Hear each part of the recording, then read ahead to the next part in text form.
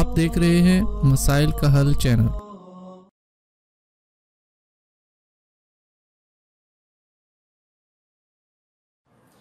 बिस्मिल्लाहिर्रहमानिर्रहीम अल्हम्दुलिल्लाहि रब्बिल आलमीन वस्सलातु वस्सलामु अला सय्यिदिना व हबीबिना मुहम्मदिन व अला आलिहि व अस्हाबिहि अजमाइन। मोहतरम नाज़रीन, आज हम इंशाअल्लाह 25वें पारे का खुलासा आपकी खिदमत में पेश करने जा रहे हैं।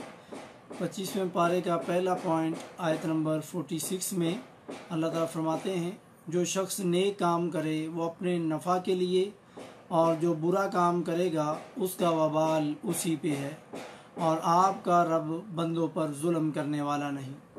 इसलिए वो अज़ाब सिर्फ़ उसी को देता है जो गुनाहगार हो, ना कि जिसको चाहे यूं ही वो अज़ाब में मुब्तला नहीं करता। दूसरा पॉइंट आयत नंबर 47 में, और जिस दिन अल्लाह इन मुशरिकों को बुलाकर फरमाएगा मेरे शरीक कहाँ हैं, वो जवाब देंगे कि हमने कह दिया कि हम में से तो कोई उसका गवाह नहीं, यानी आज हम में से कोई मानने के लिए तैयार ही नहीं कि तेरा कोई शरीक है। लेकिन अफसोस यही बात अगर वो दुनिया में मान लें तो दुनिया संवर जाए, आखिरत भी संवर जाए। लेकिन दुनिया में वो अल्लाह के साथ औरों को शरीक बना करके अल्लाह को अकेला मानता नहीं, और आखिरत में वो इसी चीज़ का इकरार करेगा। तीसरा पॉइंट आयत नंबर 51 में, और जब हम इंसान पर अपना इनाम करते हैं तो वो मुंह फेर लेता है और किनारा कश हो जाता है, और जब उसे मुसीबत पड़ती है तो बड़ी लंबी चौड़ी दुआएं करने वाला बन जाता है। इंसान को चाहिए कि वो खुशी और गमी में अल्लाह के साथ हमेशा अपना रिश्ता जोड़ करके रखे। सूरत शूरा शुरू हो रही है। चौथा पॉइंट, फरिश्ते ज़मीन वालों के लिए इस्तिग़फ़ार करते हैं। आयत नंबर 5, तमाम फरिश्ते अपने रब की पाकी बयान कर रहे हैं और ज़मीन वालों के लिए इस्तिग़फ़ार कर रहे हैं। पाँचवा पॉइंट, इख्तिलाफ़ की सूरत में कुरान की तरफ रुजू करने का हुक्म।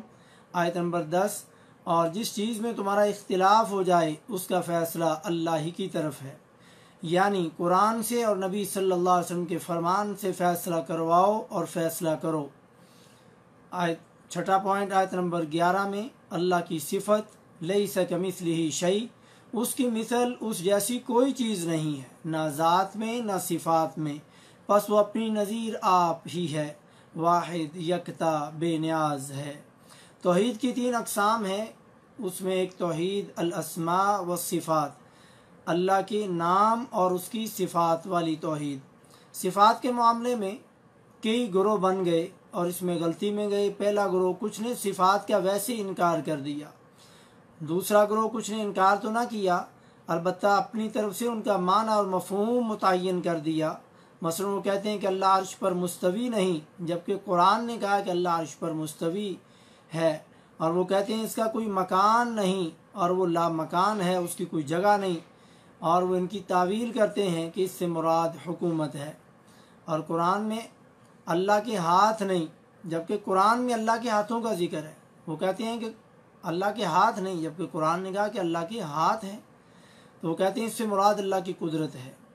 और तीसरा ग्रोह, अल्लाह की सिफ़ात मखलूक की तरह ही, यानी अल्लाह के हाथ हमारे हाथों की तरह हैं, उसका चेहरा हमारे चेहरे की तरह, नौज़ुबिल्लाह। लेकिन अल्लाह ताला ने इसीलिए उनको समझाने के लिए फरमाया, लैसा कमिस्लिही शै व हुवस समीउल बसीर, उसकी मिसल उस जैसी कोई चीज़ नहीं, और वो सुनने वाला और देखने वाला है। और अहले सुन्नत अहले हदीस सलफ़ सालेहीन का ये अकीदा है, जो भी अल्लाह की सिफ़ात कुरान या सही हदीस में साबित हो जाएं, उनको बग़ैर तमसील दिए, बग़ैर कैफियत बयान किए और बग़ैर तब्दील किए वैसे ही मानना जैसे उस अल्लाह की शान के लायक है। छठा पॉइंट, तमाम अम्बिया को तौहीद के कायम करने का हुक्म दिया गया, और उन सब का दीन एक ही दीन है। बाज़ जुज़वी मसाइल में तब्दीलियाँ होती हैं, मगर बुनियाद सबकी तौहीद को फैलाना और शिरक को मिटाना है, इसीलिए नबी आते रहे। आठवां पॉइंट, हर शख्स को उसके अमाल का अजर मिलता है, और महज दुनिया के तलबगार को आखिरत में कुछ नहीं मिलेगा। आयत नंबर 20, जिसका इरादा आखिरत की खेती का हो हम उसे उसकी खेती में तरक्की देंगे, और जो दुनिया की खेती का तालिब हो तो हम उसे उसी में से कुछ दे देंगे। ऐसे शख्स का आखिरत में कोई तसव्वुर नहीं।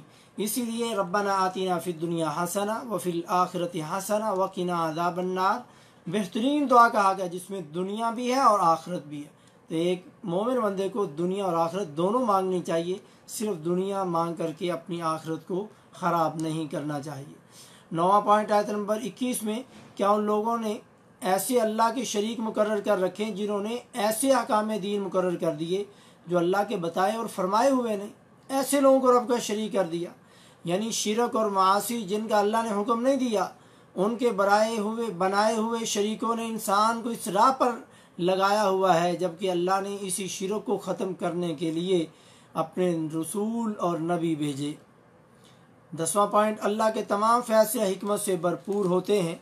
आयत नंबर 27 में, अगर अल्लाह ताला अपने सब बंदों की रोज़ी फराख कर देता तो वो ज़मीन में फसाद बर्पा करता, लेकिन वो एक अंदाजे के साथ जो कुछ चाहे नाजिल फरमाता है। 11वां पॉइंट, हर मुसीबत आमाल का नतीजा है। आयत नंबर 30, और जो भी कोई मुसीबत पहुंचती है वो तुम्हारे हाथों की करतूत और कमाई का बदला है, वो तो बहुत सी बातों से दरगुजर फरमा देता है। और सलफ सालेहीन से ऐसा वारिद है कि जब उन्हें कोई तकलीफ मुसीबत पहुंचती तो वो समझ जाते कि हमारे किसी गुनाह का नतीजा है। 12वां पॉइंट, मोमिन बंदे बदला भी ले लेते हैं और मुआफ़ भी कर देते हैं। आयत नंबर 39 में, और जब उन पर ज़्यादती हो, जुल्म हो, तो वो सिर्फ बदला ले लेते हैं, लेकिन उनकी सबसे बेहतरीन सिफत मुआफ़ करना भी है। यानी बदला लेने से वो आजिज़ नहीं बल्कि ताकत के बावजूद मुआफ़ी को पसंद करते हैं। जैसे फ़तह मक्का के मौका पर ताकत के बावजूद नबी मुकर्रम नबी रहमत सल्लल्लाहु अलैहि वसल्लम ने सबको मुआफ़ फरमा दिया। 13वां पॉइंट आयत नंबर 43 में, और जो शख्स सब्र कर ले और मुआफ़ कर दे, यकीनन ये बड़ी हिम्मत के कामों में से एक काम है। यानी ये हिम्मत वाला बंदा ही ऐसा काम कर सकता है, मुआफ़ी वाला आम बंदे के बस की बात नहीं। 14वां पॉइंट, औलाद देना सिर्फ अल्लाह के इख्तियार में है। किसी कब्र पर जाने से, किसी कब्र के तवाफ़ करने, किसी पीर के पाँव छूने और मक्का के कबूतरों को डाले गए दाने में से जौ उठा करके खाने से ये औलाद नहीं मिलती, बल्कि ये अल्लाह की मर्जी और रज़ा से मिलती है। आयत नंबर 49 और 50 में फरमाया, अल्लाह जिसको चाहता है बेटियां देता है और जिसे चाहता है बेटे देता है, या उन्हें मिक्स करके बेटे और बेटियां दोनों देता है, या चाहे तो वो बांझ कर देता है। यानी फिर जो मर्जी चाट ले, जो मर्जी गंदगी उठा करके खा ले, औलाद नहीं हो सकती। गैर अल्लाह से औलाद मांगने वाले और गैर अल्लाह से औलाद के यकीन रखने वाले, वो खुद भी इतने गंदे होते हैं, इतने ज़्यादा गंदे होते हैं कि अगर उनको गंदगी भी दोगे तो वो गंदगी खा लेंगे, वला याज़ु बिल्लाह। लेकिन एक अल्लाह पर यकीन नहीं रखेंगे। इब्राहीम अलैहिस्सलाम ने कई सालों तक यानी सब्र किया, मगर वो किसी पुराने नबी की कब्र और दर पर नहीं गए, बल्कि एक अल्लाह को पुकारते रहे। और जब अल्लाह ने दिया और मांग लिया, फिर भी किसी दर पे नहीं गए कि अल्लाह ने दिया और फिर वापस मांग लिया है, कुर्बानी मांग रहा है, बल्कि अल्लाह का दिया हुआ माल अल्लाह के रास्ते में कुर्बान करने के लिए तैयार हो गए। ये है मोमिन का अकीदा। 15वां पॉइंट, किसी बशर से, नबी से वही की 3 सूरतों के अलावा अल्लाह रब्बुल इज़्ज़त बात नहीं करता। आयत नंबर 51 में, नामुमकिन है कि किसी बंदे से अल्लाह ताला कलाम करे मगर वही के ज़रिए, या पर्दे के पीछे, या किसी फरिश्ते को भेजे, वो अल्लाह के हुक्म से जो चाहे वही करे। यानी पहली चीज़ यानी दिल में कोई बात डाल देना या ख्वाब में बतला देना। दूसरी चीज़ पर्दे के पीछे से बात करना, जैसे हज़रत मूसा अलैहिस्सलाम से कोहे तूर पर अल्लाह रब्बुल इज़्ज़त ने पर्दे के पीछे बात की, और हमारे प्यारे नबी सल्लल्लाहु अलैहि वसल्लम से भी पर्दे के पीछे मिराज की रात आसमानों पर मुलाकात की और बात की। और जो लोग कहते हैं कि नबी सल्लल्लाहु अलैहि वसल्लम ने अल्लाह ताला को देखा है, हज़रत आयशा सिद्दीक़ा ताहिरा मुतहहरा रज़ी अल्लाह ताला अन्हा फरमाती हैं, वो झूठा बंदा है जो ये दावा करे कि नबी सल्लल्लाहु अलैहि वसल्लम ने अल्लाह को देखा है। और ये बुखारी शरीफ की हदीस है।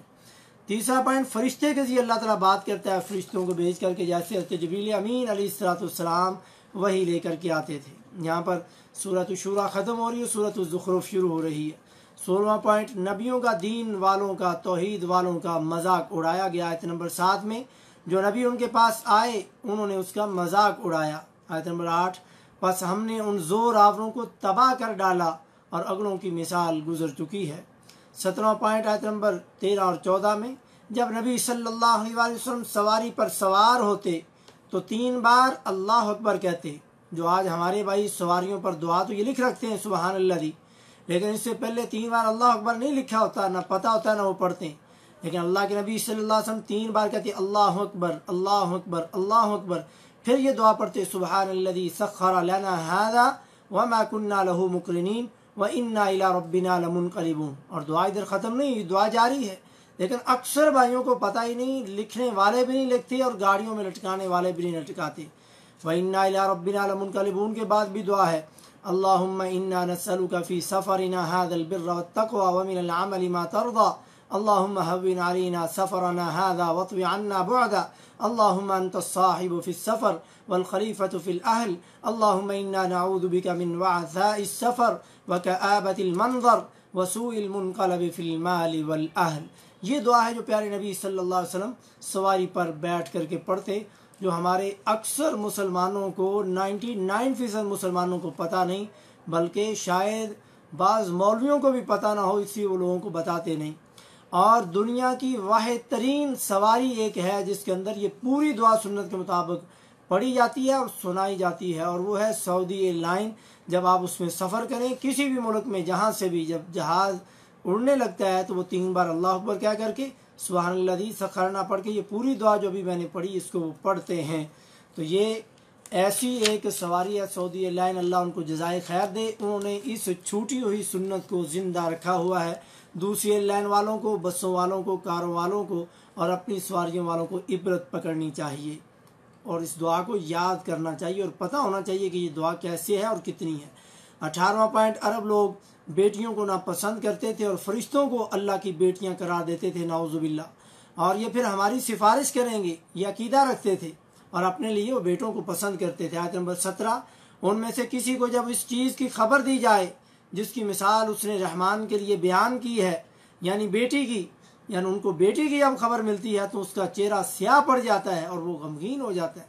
आज भी लोग बेटी की पैदाइश पर ना खुशी मनाते हैं, ना मिठाइयाँ तकसीम करते हैं, ना उसका अकीका करते हैं, बल्कि बेटों की पैदाइश पर अकीका तो नहीं करते अक्सर हमारे यहाँ, लेकिन मिठाइयाँ बहुत लोग तकसीम करते हैं। इस अकीके वाली सुन्नत को भी, छूटी हुई सुन्नत को उम्मत को अपनाना चाहिए और अल्लाह का शुक्र अदा करना चाहिए। और बेटी जो है, मैंने खुद अल्हम्दुलिल्लाह अल्लाह रब्बुल इज़्ज़त ने जब 2 बेटे दिए तो मैंने दुआएं कर करके बेटी दी कि अल्लाह बेटी भी ज़रूर अता फरमा। ये बंदे को खुश होना चाहिए, दुआएं करके बेटी लेनी चाहिए बेटों के साथ, और ये दोनों में भी अल्लाह से मांगने चाहिए, दोनों का अलग अलग मज़ा है। 19वां पॉइंट, बाप दादा अबा व अजदाद की अंधी तकलीफ से मना किया गया। आयत नंबर 22 में ये तो कहते हैं कि हमने अपने बाप दादा को एक मज़हब पर पाया और हम उन्हीं के नक्शे कदम पर चल कर राह याफ्ता है। 23 नंबर आयत में, इसी तरह आपसे पहले भी हमने जिस बस्ती में कोई डराने वाला भेजा, वहाँ के असूदा हाल लोगों ने यही जवाब दिया कि हमने अपने बाप दादा को एक दीन पर पाया और हम तो उन्हीं के नक्शे पाकी पैरवी करने वाले हैं। यानी वो दलील को बुनियाद नहीं बनाते, बल्कि अपने आबा व अजदाद, अपने महल्ले के तरीके को वो दलील बनाते हैं। 20वां पॉइंट, किसी बड़े आदमी को नबी क्यों नहीं बनाया गया, ये लोग इतराज़ करते थे। आयत नंबर 31 में, और उन्होंने कहा कि ये कुरान 2 बस्तियों में से किसी बड़े आदमी पर क्यों ना नाजिल किया गया, क्या वो तेरे रब की रहमत तकसीम करते हैं? हमने तो खुद उनके दरमियान उनकी माईशत दुनिया की ज़िंदगी में तकसीम की और उनमें बाज़ को बाज़ पर दर्जों में बुलंद किया ताकि वो बाज़ लोग बाज़ को ताबे बना ले। तो वो कैसे यानी ये मुतालबा कर सकते हैं। 21वां पॉइंट, दुनिया की नेमतों की हकारत और दुनिया काफरों के लिए और आखिरत अहले ईमान के लिए है। आयत नंबर 33 से 35, और अगर ये ना होता कि सब लोग एक ही उम्मत हो जाएंगे तो यकीनन हम उन लोगों के लिए जो रहमान के साथ कुफर करते हैं उनके घरों की छतें चांदी की बना देते और सीढ़ियाँ भी जिन पर वो चढ़ते हैं और उनके घरों के दरवाजे भी और तख्त भी जिन पर वो तकिए लगा देते हैं चांदी के और सोने के, और ये सब कुछ दुनिया की ज़िंदगी के सामान के सिवा कुछ नहीं, और आखिरत तेरे रब के यहाँ मुत्तकी और परहेजगारों के लिए। यानी डर ये था कि मुसलमान भी दुनिया की नेमतें दे करके कहीं बहक ना जाएं, इसलिए कुछ मुसलमानों को भी ये दुनिया दे दी और ये काफरों का हक है। 22वां पॉइंट, गुमराह शख्स भी अपने आप को हदायत पर समझता है। जब आप किसी को कहें हक बात ये, दलील ये, वो कहता है जाएँ अपना काम करें, मैं अपने रास्ते पर ठीक लगाऊं, और अब ने ये भी बता दिया। आयत नंबर 37 में, और वो उन्हें राह से रोकते हैं और ये इसी ख्याल में रहते हैं कि ये हदायत याफ्ता है। आयत 23वां पॉइंट, अल्लाह को जब गुस्सा आ जाए तो अजाब आते हैं। आयत नंबर 55 में, फिर जब उन्होंने हमें गुस्सा दिलाया तो हमने उनसे इंतकाम लिया और सबको डुबो दिया, यानी फ़िरौन को और कौम फ़िरौन को। 24वां पॉइंट, मुशरिकीन मक्का का कुरान मजीद में हज़रत ईसा अलैहिस्सलाम के तज़किरे पर वावेला करना, चीखना, आयत नंबर 57 में। और जब इब्ने मरियम की मिसाल बयान की गई तो इससे आप सल्लल्लाहु अलैहि वसल्लम की कौम चीखने लगी। 25वां पॉइंट, क़यामत के दिन तकवा की बुनियाद पर कायम हुए जो रिश्ते होंगे वही काम आएंगे। आयत नंबर 67 में, उस दिन गहरे दोस्त भी एक दूसरे के दुश्मन बन जाएंगे सवाए परहेजगारों के। यहाँ पर सूरत ज़ुखरुफ ख़त्म हो रही है और सूरत दुखान शुरू हो रही है। सूरत दुखान में 26वां पॉइंट, आयत नंबर 2 और 3 में, फैसलों की रात लैलतुल कदर है ना कि शब बरात। शब बरात और शब मिराज की रात को इबादतें करने वाले, खिलाफ सुन्नत अमल करने वाले और बिदात का इर्तिकाब करने वाले, ये फैसलों की रात है जिसको कुरान ने कहा, ना कि जिसको तुम्हारी अकल और झूठी बातों और झूठी मनगढ़ंत रवायतों से जो तुम दलील पकड़ते हो वो नहीं। साफ और वाज़ेह दलील रब के कुरान की आयत नंबर 2 में, यकीनन हमने इसे कुरान को बाबरकत रात में उतारा, बेशक हम डराने वाले हैं। आयत नंबर 4, इसी लैलतुल कदर में हम हर मजबूत काम का फैसला करते हैं, यानी जिस रात में कुरान को नाज़िल किया उसी रात में हर मजबूत काम का फैसला होता है, ना कि शब बरात को जैसा कि लोग गलत अकीदा रखते हैं और फिर जा कर के इबादतें करते हैं जो कि खिलाफ सुन्नत अमल है, यानी फैसले करके फरिश्तों को सुपुर्द कर देते हैं। और इस एक रात की इबादत 1000 महीनों से बेहतर है, जिसको जोड़ा जाए तो 83 साल 4 महीने बनते, यानी 83 साल 4 महीने के बराबर नहीं ये इबादत, बल्कि इनसे भी अफजल है इस एक रात की इबादत। लेकिन उस रात को छुपा दिया आखिरी अशरे के अंदर और ख़ुसूसन ताक रातों के अंदर। अब जो कोई कम अज़ कम 10 रातें नहीं तो 5 ताक रातें जा कर के इबादत करके गुजार लें तो उसको ये अजर नसीब हो जाएगा। मगर हम लैलतुल कदर के बारे में तो कोई प्लानिंग नहीं करते, कोई मेहनत नहीं करते, उसके लिए जागते नहीं, कोशिश नहीं करते, क्योंकि 5 रातें बनती। क्योंकि इस हकीकत से इतनी सुस्ती और गफलत और बिदत वाली शब बरात जो रात है उसमें इतना अहतमाम, क्या ये खुला तजाद नहीं कुरान के साथ? जिसका इतना हुक्म और अजर इतना ज़्यादा, उसका अहतमाम ही नहीं और जिसका दीन ने बताया ही नहीं, बल्कि ये बिदतियों ने काम शुरू किया, उस पर इतनी मेहनत और कोशिश की जाती है कि हमारा भी फैसला हो जाए, जबकि फैसलों वाली रात लैलतुल कदर की रात है। 27वां पॉइंट, आयत नंबर 25 से 29 तक आले फ़िरौन का अंजाम जिक्र किया गया। बुरे बंदे मरने पर न आसमान रोता है न ज़मीन रोती है। आयत नंबर 29 में कहा कि सो उन पर ना तो आसमान और ज़मीन रोए और ना उन्हें मोहलत मिली, यानी फ़िरौन को, यानी बुरे बंदे के मरने पर ना ज़मीन रोती है ना आसमान रोता है, जिससे ये मालूम होता है कि नेक बंदे के मरने से ज़मीन भी रोती है, आसमान भी रोता है। अल्लाहुम्मा जअलना मिनहुम। 28वां पॉइंट, कायनात की बनावट कोई खेल और तमाशा नहीं। आयत नंबर 38 में, हमने ज़मीन और आसमान और उनके दरमियान की चीज़ों को खेल के तौर पर पैदा नहीं किया। 29वां पॉइंट, आयत नंबर 43 से 48 तक अहवाले जहन्नम बयान किए गए। 30वां पॉइंट, आयत नंबर 51 से 57 तक अहवाले जन्नत बयान किए गए। यहाँ पर सूरत दुखान ख़त्म हुई और सूरतुल जाथिया शुरू हो रही है। 31वां पॉइंट, 9 और 10 आयत में कुरान पाक का मजाक उड़ाने वालों के लिए दोज़ख का अजाब जिक्र किया गया। 32वां पॉइंट, आयत नंबर 12 और 13 में ज़मीन व आसमान की हर चीज़ को इंसान के ताबे और मुती कर दिया। तो इंसान को फिर क्या चाहिए कि अल्लाह का शुक्र अदा करे, सिर्फ उसी की इबादत करे, उसी के दर पे जाए जिसने हर चीज़ को इसके ताबे कर दिया। सुबहान अल्लाह। 33वां पॉइंट, आयत नंबर 20 में, ये कुरान लोगों के लिए बसीरत की बातें और हदायत और रहमत है उस कौम के लिए जो यकीन रखती है, यानी दलाइल का अंबार है तौहीद और सुन्नत और इंसानी ज़रूरियात और हाजात के लिहाज से। मगर हमने सबसे बेबस होकर के हमने इस कुरान को पसे पुश्त डाल दिया, इस कुरान को हमने समझा ही नहीं, इस कुरान को सीखा ही नहीं, तर्जमे से पढ़ा ही नहीं, इसको चूमने चाटने और मुर्दों को बख्शने के लिए रखा हुआ है। नाउज़ु बिल्लाह मिन ज़ालिक। 34वां पॉइंट, ख्वाहिशात नफ्स की पैरवी को माबूद कहा। आयत नंबर 23 में, क्या आपने इसे भी देखा जिसने अपनी ख्वाहिश नफ्स को अपना माबूद और खुदा बना रखा है और बावजूद समझ बूझ के अल्लाह ने उसे गुमराह कर दिया है और उसके कान और दिल पर मोहर लगा दी और उसकी आंखों पर पर्दा डाल दिया। उन मौलवियों को खुसूसी तौर पर गौर करना चाहिए और इस आयत को पढ़ना चाहिए जो झूठे और मनगढ़ंत दलाइल से लोगों को हक से दूर करते हैं। तो फिर अल्लाह ने उनके इल्म के बावजूद, जो उनको पता होता है हक और बातिल क्या है, इल्म के बावजूद, समझ बूझ के बावजूद उनको गुमराह कर दिया। फिर वो लोगों को भी गुमराह करके फ़ख्र महसूस करते हैं। वल्इयाज़ु बिल्लाह। 35वां और आखिरी पॉइंट आयत नंबर 29 में ये है हमारी किताब कुरान जो तुम्हारे बारे में सच सच बोल रही है, हम तुम्हारे अमाल लिखवाते जाते हैं। यानी अल्लाह के इल्म के बाद फरिश्ते भी सब कुछ नोट कर रहे हैं और रिकॉर्ड कर रहे हैं। जिस तरह कोई कैमरा लगा हो किसी जगह पर तो आप बड़े ध्यान से उस दुकान और जगह में जाते हैं। अल्लाह ने जो कैमरे लगा रखे हैं, हर चीज़ हमारी वीडियो रिकॉर्डिंग हो रही है, हर चीज़ लिखी जा रही है। मुझे और आपको इस कैमरे से भी बच करके अपनी ज़िंदगी गुजारनी चाहिए। अल्लाह ताला हमें कुरान पाक को समझने और अमल करने की तौफीक नसीब फरमाए। वमा तौफीकी इल्ला बिल्लाह।